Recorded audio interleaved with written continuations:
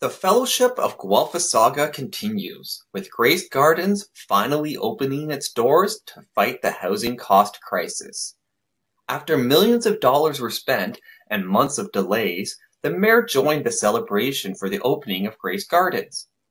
But he was more concerned about Bill 23 and the $232 million shortfall that could ruin the $13.7 million surplus in his European Inspired SimCity. Meanwhile, the Shire's police force spent our tax dollars on new tools for hunting criminals and traffic violations. The camera and e-bike upgrades will help them catch more crimes, such as those consistently being committed in the south end of town. Can Carly of Klassen and the elder Elves fix the housing cost crisis? And will Grace Gardens and the police help those most in need? On a humid Tuesday afternoon, the mayor, Micah the Shriners, and Lloyd of the Longfields gathered with sunshine listers to celebrate the official opening of Grace Gardens. With the smell of new paint and freshly laundered money, the building finally opened its doors to 32 individuals experiencing homelessness under the Hanlon Bridge and Riverside Park. The old motel was bought 2 years ago by Stepping Stone, aka Welcome In Drop In, for $13.8 million, with $1.2 million coming from the County of Wellington and $884,000 from the Corporation of the Shire. The Lord of the Liberals also chipped in $6.4 million to help with the operating costs and construction delays. Last month, he visited the Shire to celebrate the access spending with Lloyd of the Longfields and was welcomed with limp handshakes from the construction workers. By the end of the month, 32 individuals experiencing homelessness will move into their new bachelor-style rooms, furnished with a bed, kitchenettes, and private bathrooms. The rooms were built with extra features in the bathrooms and kitchens, such as blocking off the pipes and copper wire to prevent them from getting stolen for scrap money. As the official blue ribbon was cut, Lloyd of the Longfields wondered if his man-crush would return before he retired, and Micah the Shriners had his head in the clouds from being distracted by climate change. Whereas the mayor was thinking about his European-inspired SimCity and how to spend the $13.7 million surplus to speedrun his goal of becoming a 15-minute city within 14 minutes and 27 seconds. But the $13.7 million surplus was pennies in comparison to the $232 million potential loss from the Big Blue Orcs Bill 23. The bill changed the Development Changes Act to limit the development charges that the Corporation of the Shire can collect from the property developer orcs. Accessory units, university use, and non-profits are also exempt from development charges. According to Watson and Associates' background study, this could stall the Shire's 18,000 homes pledge and leave the Shire with a financial shortfall larger than 3 new libraries.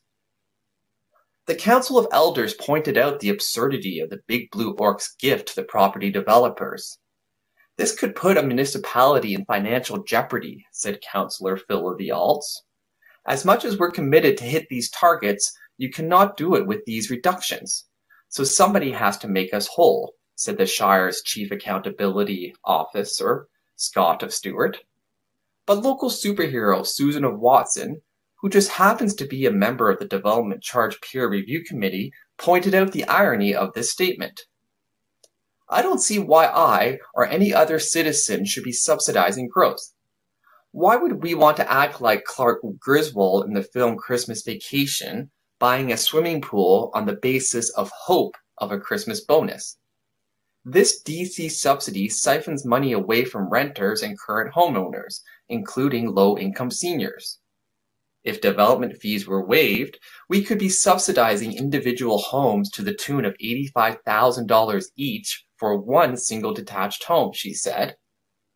Watson used her elven eyes to focus on the Shire's lack of funding to keep up with the 18,000 homes pledge and proposed freezing both growth and the pledge instead of having infrastructure crumble, debt grow, and property taxes rise to cover the shortfall. But the property developer orcs weren't the only ones wanting more of our tax dollars. Sitting in their newly built air-conditioned police station downtown, the Shire's police force played with their new tax-funded toys. They updated their external license plate reading cameras on their cars into internal dash cams and readers. For those who ride instead of drive, the Shire's police started using their new e-bikes this month.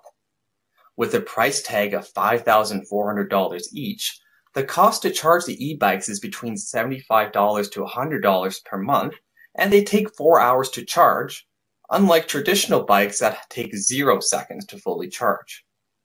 They also want to build a new shooting range for $7.4 million and expand the new police station at a cost of $14.5 million. In the future, they are looking to install 14 surveillance cameras in the Shire next year, with most of them being downtown. Hopefully all these new police toys will help them fight crime in the Shire. Following a 3-year stretch of decreases, the crime rate in the Shire rose by 7.7% last year. But at the same time, the clearance rate, or the rate of solving crimes, went down by 2.1%. To deal with the higher crime rate and lower clearance rate, 4 officers are being hired. The estimated cost of the police officers is $570,000 this year. The new tools will help free up the officers' time to look for real crimes in the Shires, such as those occurring in the south end of town, instead of buying new toys for hunting for traffic violations. Back at the university's ivory tower, the Fat Cats pushed for more diversity, equity, and inclusion. The Department of Sociology and Anthropology is looking to hire a new assistant professor, but eligible applicants must identify as Black or Indigenous. The recruitment is part of the university's Black and Indigenous Hiring Initiative, funded by $13.6 million DEI program. The university is facing another $3 million cost with a lawsuit from Dr. Byram Bridle and 11 other staff members for their medical mandates in 2020. Dr. Byram Bridle is an associate professor of viral immunology who freely chose not to follow the university's medical mandates, requiring all faculty to have both doses of COVID-19 vaccine or medical exemption. Bridle said he was banned from campus for at least the next year, along with other staff, students, and members of the public. I have been undergoing daily attacks either through email or people attempting to call me, said Bridle. I should also mention I am experiencing harassment, lots of harassment in the workplace. Even with all the harassment, Dr. Bridle was still awarded with the LifeSite News 2023 Medical Heroism Awards, along with Dr. Chris Shoemaker. Can Carly of Klassen and the Elder Elves fix the housing cost crisis? And will Dr. Byram Bridle win his court case? Stay tuned here to see.